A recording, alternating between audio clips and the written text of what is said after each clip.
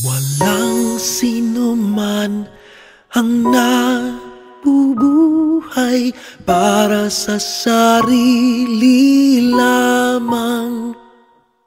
Walang sino man ang namamatay para sa sarili lamang. Tayong lahat ay may pananagutan sa isa't isa.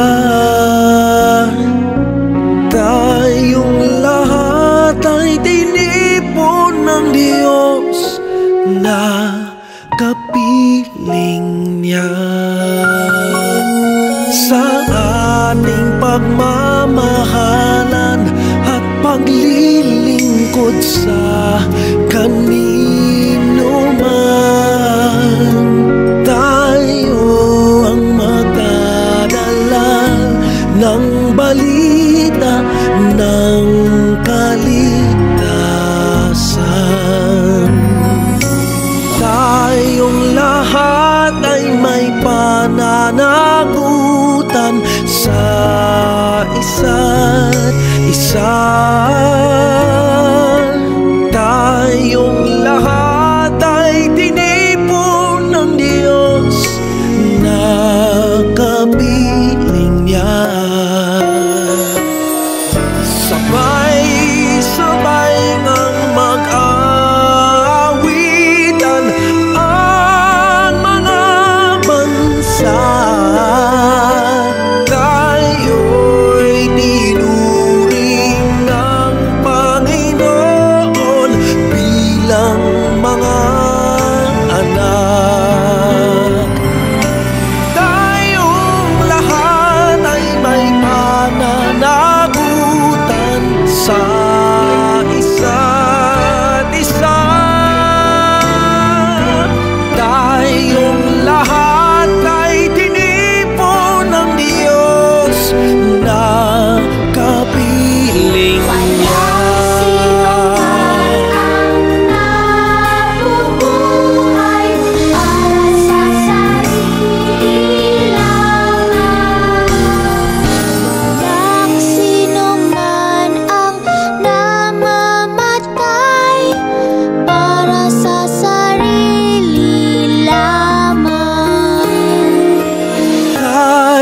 Lahat ay may pananagutan sa isa't isa.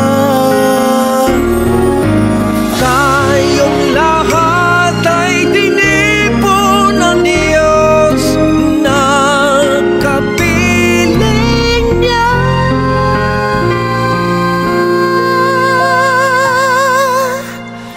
Tayong lahat ay tinipon ng Diyos na kapiling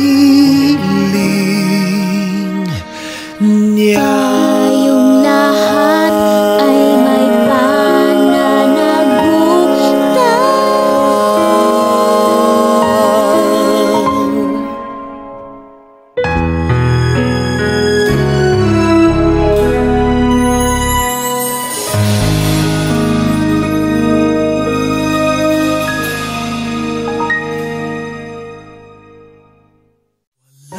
Sino man ang nabubuhay para sa sarili lamang. Walang sino man ang namamatay.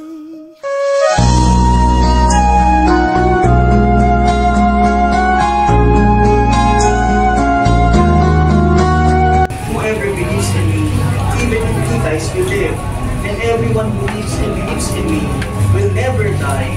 Do you believe this? And she replied, Yes, Lord, I've come to believe that you're the Messiah, the Son of God, the one who is coming into the world. Sisters and brothers, the gospel of the Lord. Praise you, Lord Jesus Christ. Prayers of the faithful. Brothers and sisters, Jesus Christ is risen from the dead and sits at the right hand of the Father.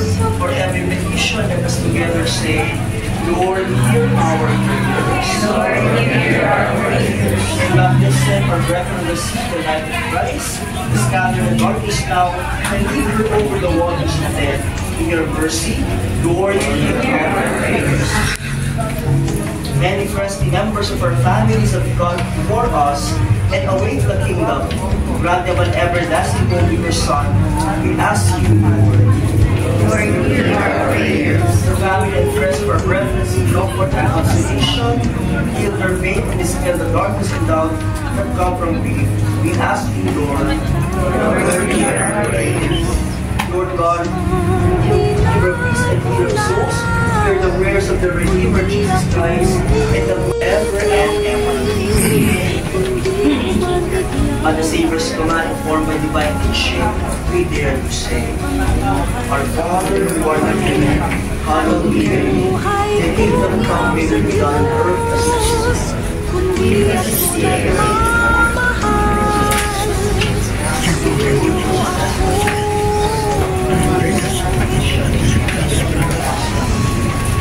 Deliver us, Lord, we pray, from every evil.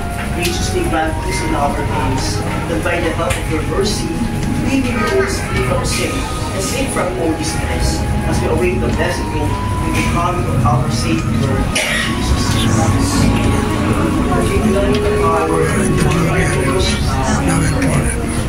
Lord Jesus Christ of the apostles, we thank you, not on our sins but on the faith of the church, and graciously grant her peace in accordance with your will, forever and ever. The Lord has offered each other the sign of peace.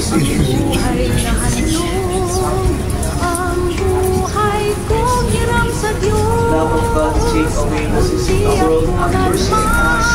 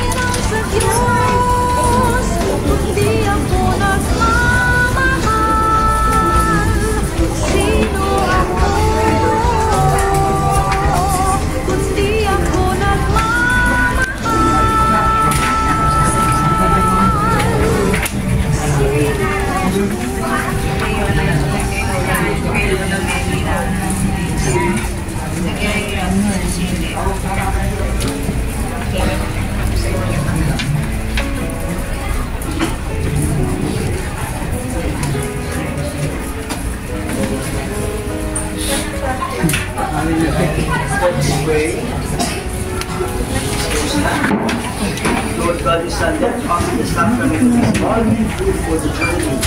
Mercifully transcend by him, our brethren may come to the equal of Christ, peace and reigns forever and ever. Amen. Hail Mary, full of grace, the Lord is with you, blessed are you among women, and blessed is the fruit of your womb, Jesus.